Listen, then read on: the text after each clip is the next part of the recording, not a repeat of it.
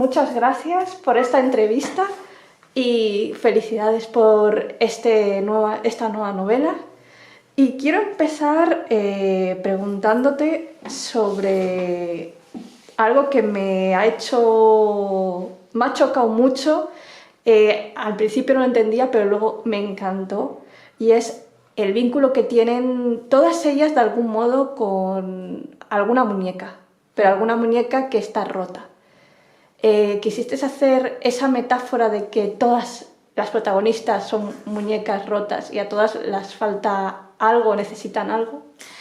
A ver, al principio no fue consciente. Al principio escogí, todas tuvieron Barbies en su infancia o en su juventud, y las escogí porque, bueno, fue la muñeca de mi adolescencia. Entonces, así hablando alguna vez con mis amigas, hablamos de que, claro, tener Barbies a todas nos había marcado en el sentido de que era nuestro ideal de belleza, ser una Barbie. Y entonces yo les pregunté, ¿vosotros también os quisisteis operar las tetas o pensabais? Que me decían, no, las tetas pues yo no, porque tenía mucho pecho, pero las caderas o el culo o el pelo, mi pelo no me gusta, o siempre había algo que mejorar porque era imposible alcanzar ese ideal de belleza. Entonces me pareció muy perverso que algo que a priori una mujer había creado para enseñarles a las niñas que podían ser lo que quisieran, ¿no? Porque era pues la Barbie médica, la Barbie profesora, la Barbie lo que fuese,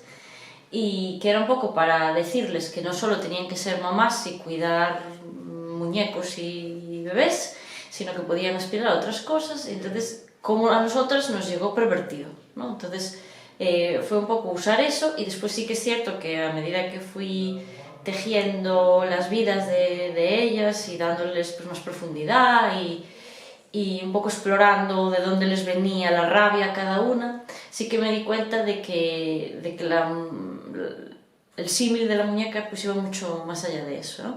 ¿Que eran todas muñecas rotas? Yo no creo que les falte nada, pero yo creo que están rotas, pero creo que a veces hay cosas que están rotas que no se pueden recomponer. Hay un personaje que al principio dije, ostras, ¿por qué hace eso tanto? Que es la madre de Anastasia Wang, tocándose la barriga constantemente. Y yo al principio dije, es porque a lo mejor se siente gorda, no tal, pero como un acto reflejo de lo que iba a venir. ¿Eso lo tenías pensado, de ese acto reflejo de como ese personaje que es como un paso atrás de lo que va a suceder con estas tres Bueno, ella se tocaba la barriga porque, si te fijaste en el contrato de gestación subrogada, ese era su trabajo. Entonces ella se lo pasa a su hija. Entonces realmente se toca la barriga por su herramienta de trabajo. Malentendida, pero para ella es su herramienta de trabajo. Entonces también estaba un poco ahí el explorar, ¿no? Porque ella le dice a su hijo, porque ella la trata como una niña, pero en realidad es un hombre trans, y le dice a su hijo, le dice, no te quejes, pues que hemos nacido mujer si tenemos este arma, ¿no? Este arma es el útero que puede parir bebés, y entonces pues dice algo así como trabajo asegurado, ¿no? Que me parece muy perverso, pero claro, estamos en un punto del materialismo, del capitalismo caníbal o de intentar monetizar todo, que ¿por qué no vas a monetizar también tu propio cuerpo, ¿no? ¿Por qué no vas a monetizar parir hijos para los demás? ¿Por qué no vas a monetizar vender un riñón, vender un ojo, ¿no? Entonces estaba ahí un poco el asunto. Bajomu, que es un personaje que a mí me ha gustado muchísimo, me hubiese gustado conocerla más. Todo el mundo me dice eso, que les gusta, y para mí me gusta, pero no te creas que era de mis favoritos, y la gente me dice que sí, que les gustó mucho. Me gustó, pero porque la pregunta que quieres hacer tú, y es, digamos, el primer adulto que pregunta a alguien directamente ¿qué quieres hacer tú? O sea, le pone cara a cara con esa pregunta. Y por eso me gusta, ¿por qué este personaje es la única que pregunta esto tan directo?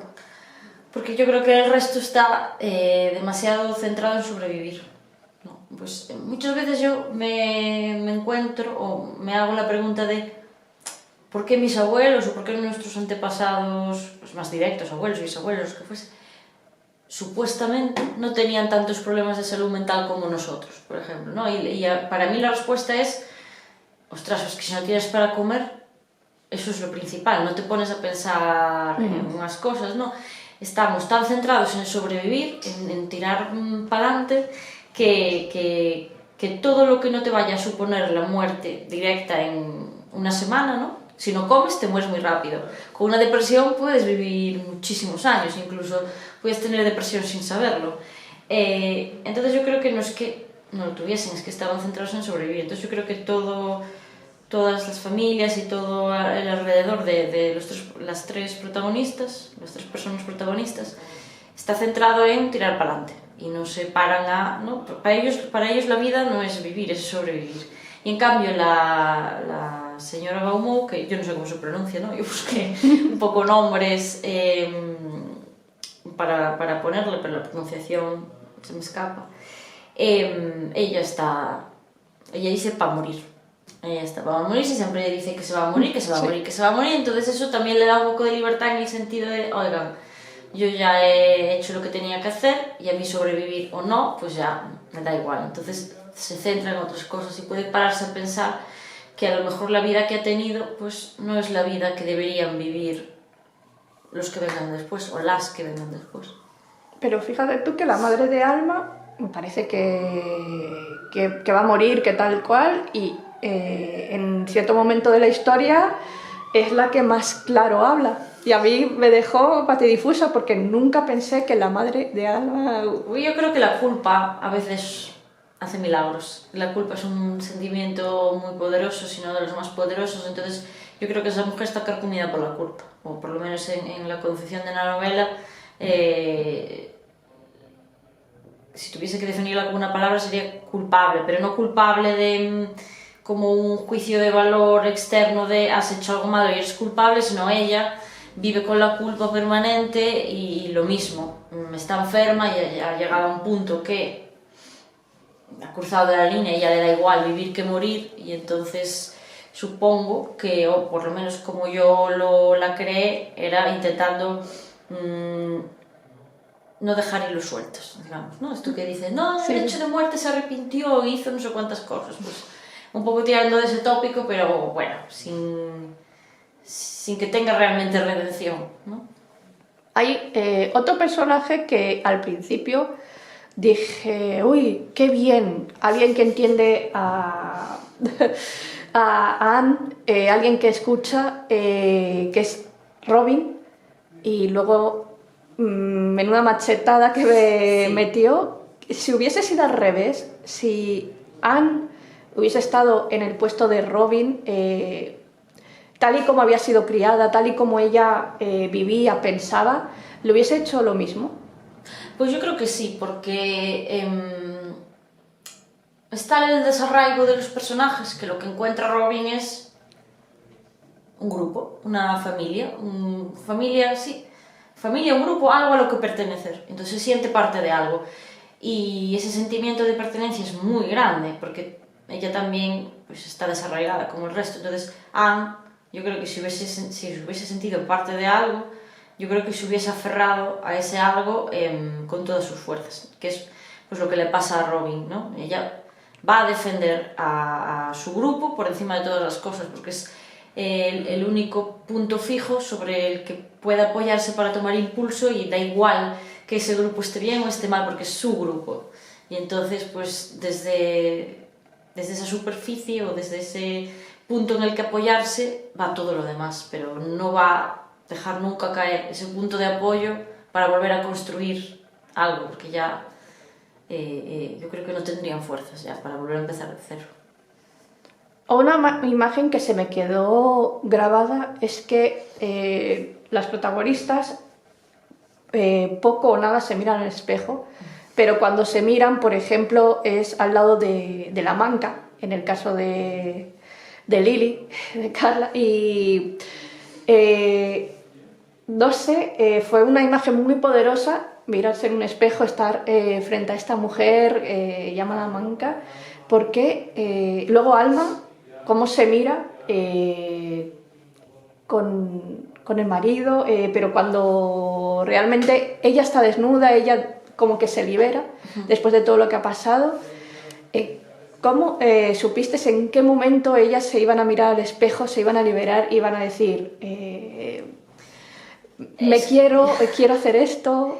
Es que son invisibles, entonces es un poco el abrir los ojos y verse a sí mismas. Entonces lo puse con una escena física de me veo, me estoy observando, nunca, aunque me mirase, antes no me veía y ahora sí me veo, y fue por eso, ¿no? Y además viven eso tan rápido, viven intentando llegar al día siguiente, sobreviven, que lo digo en algún momento de la novela, lo de la belleza no es para los pobres, sí. Es que si tú tienes que comer o tienes que centrar todas tus energías en tener un plato o dinero para el día siguiente, no tienes tiempo a preocuparte por determinadas cosas que son superfluas, ¿no?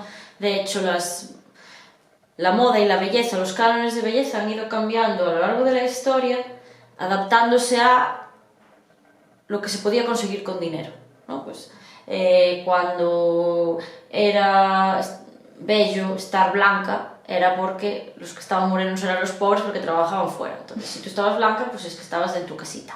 Y ahora que es al revés, ahora que estamos todos blancos porque vivimos muchísimo trabajando en edificios interiores, pues lo que está de moda es estar morena porque significa que tienes tiempo para irte a la playa o para ir a tomar tus rayos uva o lo que sea.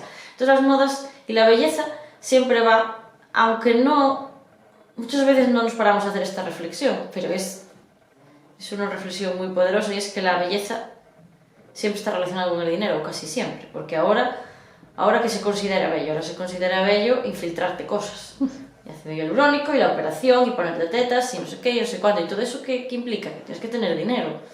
No, y ha dejado de ser incluso yo qué sé, veo influencers en redes sociales que son guapísimas tal y como son, y al cabo de los años se han hecho pues 3 intervenciones estéticas y a lo mejor no han entrado en un quirófano, pero te dicen que tienes que echar 14 cremas y 13 elixires de belleza. Entonces tú dices, pero primero no tengo dinero para tanto, y después no tengo una casa tan grande para meter tanta pomada y tanta crema. Entonces era un poco el que se viesen desnudas, no desnudas literal, sino, ostras, yo soy así y así es como he venido al mundo y vamos a ir para adelante con las cartas que nos ha tocado. El personaje de Lily Carla, yo cada vez que veía o leía una cerradura se abre, una tal, lo del tema de las cerraduras, de las 7 cerraduras, ¿cómo surgió? Porque es un recurso que a mí me ha gustado muchísimo, y al mismo tiempo como que estabas en tensión de qué pasará si abre todas las cerraduras. Pues yo no sé por qué, porque, a ver, relación directa no tiene, un poquito. Pensaba en Barba Azul, en cuando cerraba a sus esposas, ¿no? Y entonces era una mezcla de eso, de darle la vuelta al hombre que encerra a la mujer, a sus mujeres, vamos, y el hecho de que a las mujeres muchas veces se nos educa en no pierdas los nervios, respira, tranquila, y a lo mejor si simplemente si quieres ejercer tus derechos, si quieres decir, mira, esto no es justo porque estás tratando, somos dos compañeros, un hombre y una mujer, y a mí no me estás tratando igual, entonces ya, mira, esta que protesta, qué tonterías estoy tratando, ¿no? Se ve peor muchas veces que una mujer proteste que un hombre, entonces creo que muchas veces tenemos nosotras más herramientas de autocontrol, y yo, que siempre fui una niña muy rabuda, si bien galego, yo tuve que manejar mucho eso, porque yo notaba que a mí me llamó un profesor que tuve en la ESO, porque yo tengo un tono de voz muy alto, entonces, aunque no grite, nada que me altere, o sea, no me altere, pero estamos en una clase, éramos, no sé, 20, 25 personas, y claro, había barullo, entonces yo quería que se me oyese, entonces no grité, pero elevaba la voz para que me escuchase, y entonces el profesor de plástica, no me acuerdo que era el de plástica, pues me llamó verdulera, entonces yo me quedé súper cortada, creo que era tercero de eso, y con el tiempo digo, es que si yo hubiese sido un niño, no me habría llamado verdulero. Me lo llamó porque era una niña. Y entonces yo a lo largo de mi adolescencia he tenido que controlar esos ataques ¿no? Porque yo tenía un pronto muy grande, entonces también pensaba en eso, ¿no? En todo el trabajo que yo tuve que hacer interior, y a lo mejor si hubiese sido un hombre, pues en vez de hacer eso, como nos socializan de manera diferente, pues ¿qué habría hecho? Pues a lo mejor sería el típico garrulo que da patadas y puñetazos por las paredes, ¿no? Porque yo a veces cuando los hinchas de no sé qué equipo, fútbol, baloncesto, lo que sea, se lían a tortazos, y yo pensaba, es que yo si hubiese nacido hombre, a lo mejor la forma de controlar mi rabia habría sido esa, ¿no? Y también, pues, tampoco es un método muy bueno. Entonces ahí están las formas de socializar. Entonces era conjugando un poco las cerraduras de Barro Azul con el trabajo que muchos de nosotros hacemos para, ostras, que ya si te ponen el San Benito de la protestona o la insufrible o la mandona, a mí me llaman mucho mandona, ya no te lo quita ni Dios. Entonces un poco conjugando eso. ¿Crees? Anne se enamoró, fue correspondida, pero él vive con otra persona. Luego tuvo a Robin. ¿Crees que encontrará ese amor, esa persona que...? Yo creo que no, porque no... Bueno, o ella Sí. o sea, él creerá que sí, pero yo creo, visto desde fuera, creo que no, porque como nunca lo han querido, no sabe cómo se hace.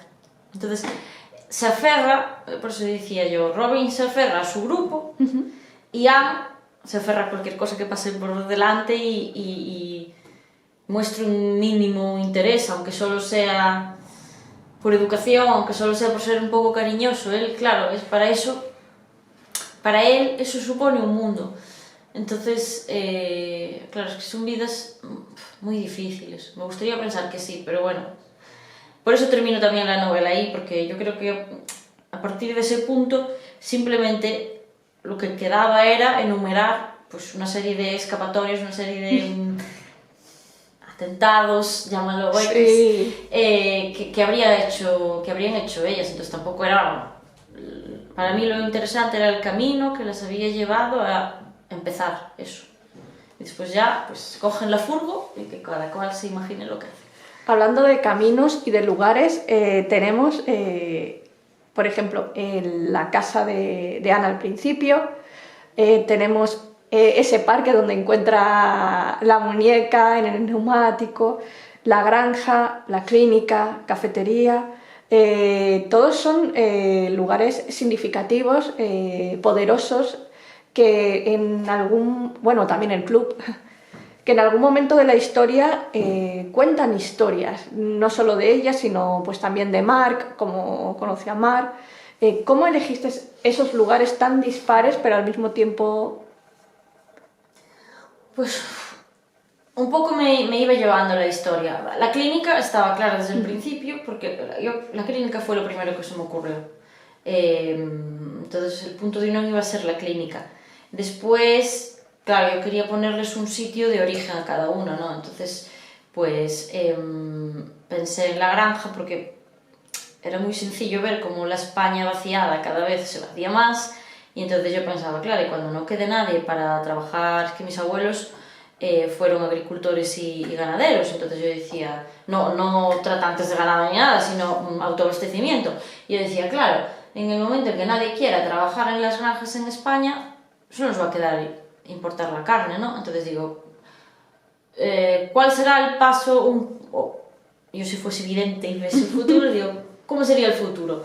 Igual que traemos o vienen los migrantes para esos trabajos que no queremos, cuidar a los mayores, pues ahora creo que están metidos en la construcción, en mi pueblo, en Burela, ya hace muchos años que están en el mar, embarcados. Pues si no hay gente que quiera trabajar en las granjas, pues también vendrán los migrantes, eso es lo que nos queda. Entonces, pues la granja también estuvo ahí desde muy pronto. Luego con Carla y Lili, pues es su casa, me daba igual un poco cómo era su piso, pero lo importante de su piso es que estuviese lleno de su madre. O sea, su madre nunca está, su madre muere antes de dando luz, digamos, pero la presencia de la madre es constante. Y en Anne, su madre también está, pero en algo que quería un poco también que se viese era que yo creo que cada vez tendemos más a los guetos. Es decir, los ricos cada vez se van más a urbanizaciones con seguridad privada y que no vengan los pobres aquí a molestarnos, y los pobres o clase media, porque yo creo que la clase media también está desapareciendo, estoy un poco negativa, pero ojalá no, pero estamos abandonando las ciudades porque no podemos pagar los pisos en el centro de la ciudad, nos estamos yendo a urbanizaciones donde están los nuestros, los de nuestra clase, entonces yo creo que nos estamos guetizando, digamos, ¿no? La sociedad. Y Anne, que viene del sustrato más pobre de todos, pues lo que le queda es pues, un edificio, no le llamo protección oficial, porque supongo que esto dentro de 100 años no se llamará protección oficial, pero viene siendo eso, y es tener a los ricos con los ricos, los pobres con los pobres, y los que están en el medio, pues ahí en el limbo. Entonces como que los sitios me los pidió la historia.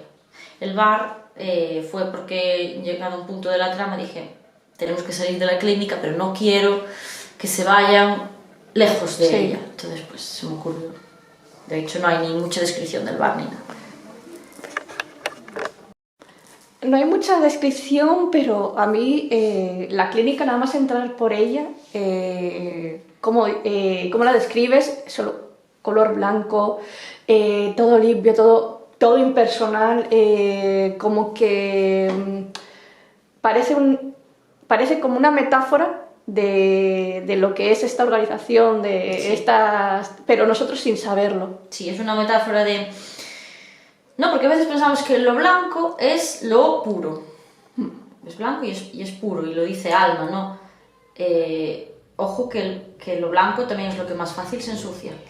Y yo esta semana justo me he leído un libro maravilloso que se llama Mandíbula, de Mónica Ojeda, que es una escritora ecuatoriana, que tiene, bueno, elabora una teoría es ficción, ¿no? Entonces una de sus protagonistas elabora una teoría sobre un dios blanco, ¿no? Y lo que viene a decir, que me encantó, y era un poco lo que yo quería decir sin saberlo, ella lo explica maravillosamente bien, porque habla del miedo, ¿no? El miedo normalmente en las historias de terror, y el miedo está asociado con lo oscuro, las tinieblas, lo negro, ¿no? Y ella se crea un dios blanco porque dice que ante lo malo te proteges, y ante lo bueno sabes que estás segura y no tienes que protegerte. Pero lo blanco se puede ensuciar o puede seguir blanco, lo blanco puede ir por un camino o por otro. Y el verdadero miedo es no saber lo que va a pasar. El verdadero miedo es no saber si va a ser malo o bueno. Es la incertidumbre. Y me pareció que era una creación muy poderosa. Y era un poco también estaba la escena principal, la que entra es Alma, que es negra. Sí. Entonces ella se siente mal porque toda su vida la han hecho, ¿no? Pues lo que estoy viendo hoy en día es que los migrantes cada vez están más criminalizados. Entonces, si no revertimos esto, lo único que puede hacer es agudizarse, ¿no? Hasta el punto de que Alma sabe que no es o no tiene los mismos derechos que los blancos que han nacido en el norte, ¿no? Yo siempre en la novela hablo del norte y del sur, y ella ha nacido en el norte. Sus padres son del sur, pero sus padres emigraron, y ella ya nació en el norte, pero es que no la consideran del norte porque como es negra. Y la clínica blanca y impoluta y aséptica parece maravillosa, y al final pues era una historia de terror.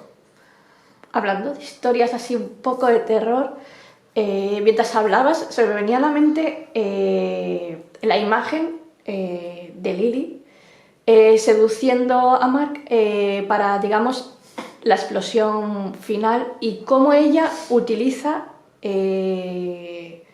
digamos, una crítica para sobrevivir, para largarme, tengo que ser poderosa, pero al mismo tiempo me tengo que rebajar un poco, seducirle y ya que explote todo. Yo no diría seducirle, porque eso no es seducción. Quiero decir, la crítica o la cuestión ahí está, o como yo me lo imaginé, es que muchas veces a muchas mujeres, sobre todo a las prostitutas, no se les considera ni seres humanos. Entonces ella lo utiliza, es decir, tú no crees que yo sea un ser humano, tú crees que soy tu posesión, que tienes derecho sobre mí y que voy a hacer siempre lo que tú digas. Entonces yo voy a dejar que tú te confíes. Lo único que ella hace es ok, voy a dejar que tú te confíes. De hecho, es que podría estar con los brazos así y no moverse, no hacer nada y habría pasado lo mismo. Porque es que lo que no interesa es que ellas tengan libre albedrío. Y entonces ella aprovecha eso, aprovecha la sorpresa, aprovecha que la otra persona no se espera. Y digo, hostia, pero resulta que tienes capacidad de reacción, que puedes pensar por ti misma, que puedes decir que no, porque, claro, tampoco quería poner como que pareciese que ella era capaz de decir que no, porque es que muchas veces decir que no es imposible, aunque no quieras. Sí. Por eso, no, cuando salió pues, la ley del solo sí es sí y todo esto, había mucha gente que la criticaba así con guasa diciendo es que vamos a tener que pedir un justificante o firmar un contrato para mantener relaciones sexuales. Si tú no ves claramente que tu pareja sexual está disfrutando y que quiere continuar, entonces el problema es tuyo. Es decir, Ana, yo no necesito tener un contrato ni un consentimiento con mis parejas, porque está clarísimo cuando hay deseo. Si tú dudas, el problema es tuyo, ¿no? Entonces no quería meter el tema de como victimizarla, ¿no? La culpa es tuya porque no dijiste que no. No. Por eso simplemente se deja llevar y dice, es que es muy fácil. Claro, en la ficción es muy fácil, en la vida real no, pero en la ficción es muy fácil aprovechar eso a favor de ellas, porque nadie se lo espera. Entonces, si ya no te esperas nada de alguien, pues haga lo que haga, te va a sorprender. Pues muchísimas gracias por tu tiempo. Nada.